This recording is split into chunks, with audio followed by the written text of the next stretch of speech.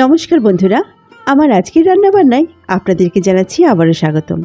এই হাঁসফাঁস গরমে যখন আর তেল মশলাযুক্ত খাবার খেতে একদমই ভালো লাগছে না, তখনই আমি আপনাদের জন্য শরীর উপযোগী একটি দুর্দান্ত রেসিপি নিয়ে হাজির হয়েছি। আজকের রেসিপিটি সম্পূর্ণ নিরামিষভাবে আমি তৈরি করব। আর আজকের রেসিপির মূল উপকরণ হলো আলু, পটল এবং সজনে ডাঁটা, আর সেই সাথে থাকবে মটর ডালের বড়া। মটর ডালগুলোকে আমি ঘন্টার দুয়েক আগে ভিজিয়ে রেখেছিলাম। এবারে একটি মিক্সিং জারে নিয়ে আমি এটাকে সুন্দরভাবে ব্লেন্ড করে নেব। 4-5টি কাঁচা লঙ্কাও আমি এর মধ্যে দিয়ে দিলাম, সামান্য একটু জল। চলুন এবারে মিক্সিতে সুন্দরভাবে পেস্ট করে নিই। মটর ডালের পেস্ট কিন্তু একদম রেডি। এখন আমি এর মধ্যে দিয়ে দিচ্ছি পরিমাণ মতো লবণ, সামান্য একটু হলুদ গুঁড়ো, দিয়ে দিচ্ছি সামান্য একটু কালো জিরে। মটর ডালের পেস্ট করার সময়ে আমি কিন্তু কাঁচা লঙ্কা দিয়ে দিয়েছিলাম প্রায় 4-5টি, সেই জন্য আলাদা করে আর শুকনো ঝালের গুঁড়ো এখানে অ্যাড করছি না। প্রথমে আমি একটি চামচ দিয়ে সুন্দরভাবে মটর ডালটাকে একটু ফেটিয়ে নিচ্ছি, তবে হাত দিয়ে ফেটাতেই কিন্তু বেশি সুবিধা হয়, সেজন্য আমি হাত দিয়েই এই মটর ডালটাকে ভালোভাবে ফেটাচ্ছি।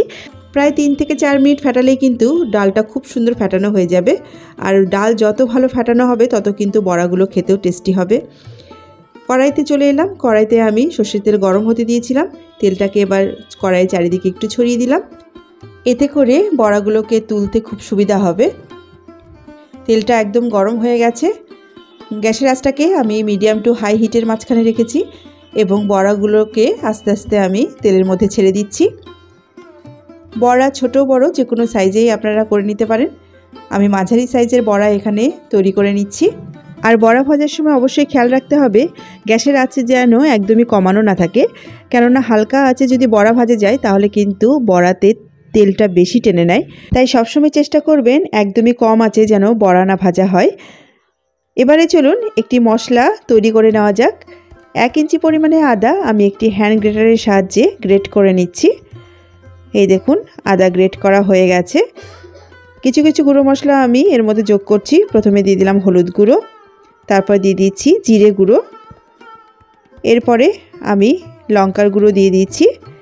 আমি এখানে শুকনো লঙ্কার গুঁড়োটা অ্যাড করছি, আপনারা চাইলে কাঁচা লঙ্কা দিয়েও কিন্তু এই ঝোলটা তৈরি করতে পারেন।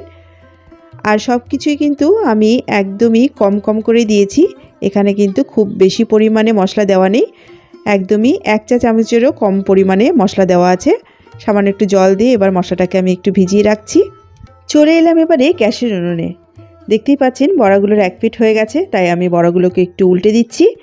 এরকম ব্রাউন কালার করে কিন্তু বড়াগুলোকে ভেজে নিতে হবে। এরকম গরম গরম মটর ডালের বড়া গরম ভাতের সাথে খেতেও কিন্তু দুর্দান্ত লাগে।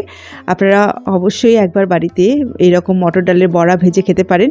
আমিও কিন্তু আজকে সব বড়াগুলোই ঝোলের মধ্যে দেব না, কিছুটা বড়া আমি শুকনো অবস্থায় রেখে দেব যাতে গরম ভাতের সঙ্গে খাওয়া যায়। নিরামিষের দিনে এরকম মটর ডালের বড়া দিয়ে ভাত খেতে দারুণ লাগে। তো বন্ধুরা, বড়াগুলো ভাজা একদম শেষ। এবার আমি একটি পাত্রে তুলে নিচ্ছি। এবারে কড়াইতে যে তেলটুকু বেঁচে ছিল সেই তেলের মধ্যেই আমি ফোড়নের জন্য দিয়ে দিলাম কালো জিরে। অবশ্যই শুধুমাত্র কালো জিরে ফোড়ন দিয়েই আমি এই রান্নাটা করব, কেননা এই ধরনের রেসিপি কালো জিরে ফোড়ন দিয়ে খেতেই ভালো লাগে। তো প্রথমেই আমি আলুর টুকরোগুলোকে তেলের মধ্যে ছেড়ে দিলাম। দিয়ে দিচ্ছি এবারে সজনে ডাঁটা, তারপর দিয়ে দিচ্ছি কেটে রাখা পটলগুলোকে। এক্ষেত্রে বন্ধুরা আপনাদেরকে একটা কথা বলে রাখি, এই সজনে ডাঁটাগুলো কিন্তু আমাদের বাড়ির গাছের এবং এই পটলগুলো কিন্তু আমাদের জমির পটল। তো আজকে একদমই টাটকা সবজি দিয়ে আপনাদেরকে আমি এই রেসিপিটি তৈরি করে দেখাচ্ছি। বাজারে এখন পটল এবং সজনে ডাঁটা তো একদমই সুলভ মূল্যে পাওয়া যাচ্ছে, তাই আপনারা ঝটপট বাজার থেকে কিনে এনে এই রেসিপিটি ট্রাই করে দেখতে পারেন। কথা বলতে বলতেই আপনারা দেখতেই পেলেন আমি সবজির মধ্যে দিয়ে দিলাম স্বাদ অনুযায়ী লবণ এবং পরিমাণ মতো হলুদ গুঁড়ো। এবারে সবজিটাকে একটু ভালোভাবে নেড়ে চেড়ে নিচ্ছি। আলু যেহেতু সেদ্ধ হতে একটু সময় নেয়, তাই কিছুক্ষণের জন্য আমি কড়াইটা ঢাকা দিয়ে এই সবজিটাকে ভেজে নেব এবং গ্যাসের আঁচটাকে আমি মিডিয়াম হিটে রেখে দেব। তো চলুন বন্ধুরা, 1 মিনিটের জন্য আমি সবজিটাকে একটু ঢাকা দিয়ে রাখি। তো 1 মিনিট পরে ফিরে এলাম এবং ঢাকনাটা খুলে ফেললাম। সবজিটাকে আবারও একটু নেড়ে চেড়ে দিচ্ছি যাতে নিচে লেগে না যায়। তো সবজিটা প্রায় ভাজা ভাজা হয়ে গেছে। এ পর্যায়ে আরও কিছুক্ষণ আমি ঢাকনা খোলা অবস্থাতেই একটু নেড়েচেড়ে ভেজে নেব।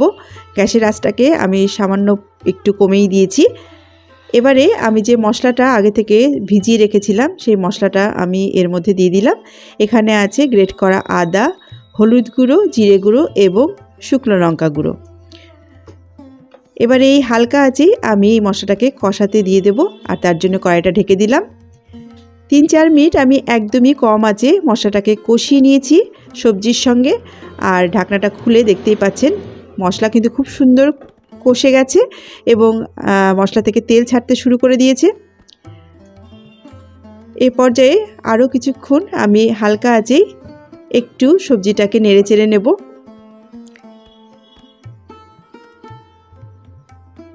দুর্দান্তভাবে মশলাটা কিন্তু সবজির সঙ্গে মিশে গেছে। এবারে আমি দিয়ে দিচ্ছি পরিমাণ মতো জল। যেহেতু এটা বড়ার ঝোল হবে আর বড়া যেহেতু ঝোলটা অনেকটাই টেনে নেবে, তাই ঝোলটা একটু বেশি পরিমাণেই প্রথমে দিয়ে দিচ্ছি। এবারে গ্যাসের আঁচটাকে আমি কিন্তু বাড়িয়ে দিয়েছি, মিডিয়াম টু হাই হিটের মাঝখানে রয়েছে আমার গ্যাসের আঁচটা। এবারে ঝোলের জন্য আমি কিছুটা পরিমাণে লবণ অ্যাড করছি। এই সময় নতুন গৃহিণীরা একটু চেখে দেখেও কিন্তু ঝোলে লবণটা অ্যাড করতে পারেন। 2-3 মিনিট আমি এরকমই জাল দিয়ে তরকারিটা যখন ফুটে উঠেছে তখন কিন্তু এই ডালের বড়াগুলোকে দিয়ে দিলাম। গ্যাসের আঁচটাকে কিন্তু মিডিয়াম টু হাই হিটেই রেখেছি এবং কড়াইটাকে একটু ঢাকা দিয়ে আমি প্রায় 5-7 মিনিট এই তরকারিটাকে সুন্দরভাবে ফুটিয়ে নেব। তো চলুন এবার আমি কড়াইটাকে ঢেকে দিই। ফিরে এলাম মিনিট 5 পরে, ঢাকনাটা খুলে ফেলছি। দেখতেই পাচ্ছেন ঝোলের কালারটা কতটা সুন্দর এসেছে। বড়াগুলোও কিন্তু ফুলে একদম টইটুম্বুর হয়ে গেছে। হালকাভাবে আমি একটু নেড়ে চেড়ে দিলাম। এবারে 4টি চেরা কাঁচা লঙ্কা আমি ঝোলের মধ্যে দিয়ে দিচ্ছি। এতে করে সুন্দর একটা কাঁচা লঙ্কার ঘ্রাণ ঝোল থেকে বেরোবে এবং সেটা আমার জন্য খুবই ভালো লাগে। আর সামান্য একটু চিনি আমি ঝোলে অ্যাড করছি। নিরামিষ তরকারিতে একটু চিনি দিলে স্বাদের ব্যালেন্সটা ঠিক থাকে। আর আপনারা দেখতেই পেলেন কতটা সামান্য পরিমাণে আমি চিনি এখানে অ্যাড করলাম। এতে করে কিন্তু ঝোলটা মোটেও মিষ্টি হবে না, বরং স্বাদটা অনেকটাই সুন্দর হবে। তো একটু মিশিয়ে দিলাম। আর সবশেষে আমি একদমই সামান্য একটু ঘি ব্যবহার করব, যেটা আপনারা নাও ব্যবহার করতে পারেন। কেননা ঘি দিলে নিরামিষ তরকারিটা খেতে একটু ভালো লাগে, তার জন্য আমি ঘি অ্যাড করছি। তবে আপনারা না চাইলে নাও দিতে পারেন। ঘিয়ের গন্ধটা আমার কাছে খুবই ভালো লাগে, সেই জন্য আমি দিলাম। এবারে আমি গ্যাসের আঁচটাকে বন্ধ করে দিয়েছি এবং তরকারিটা সেট করার জন্য আমি মিনিট 5 জন্য একটু ঢাকা দিয়ে রাখবো। আপনারা চাইলে ঢাকনাটা খুলেও কিন্তু তরকারিটা এভাবে রেখে দিতে পারেন। ফিরে এলাম 5 মিনিট পরে। দেখতেই পাচ্ছেন ঝোলের কালারটা এখন কিন্তু একদম অন্যরকম হয়ে গেছে এবং দেখতে কতটা সুন্দর হয়েছে আপনারা দেখেই বুঝতে পারছেন।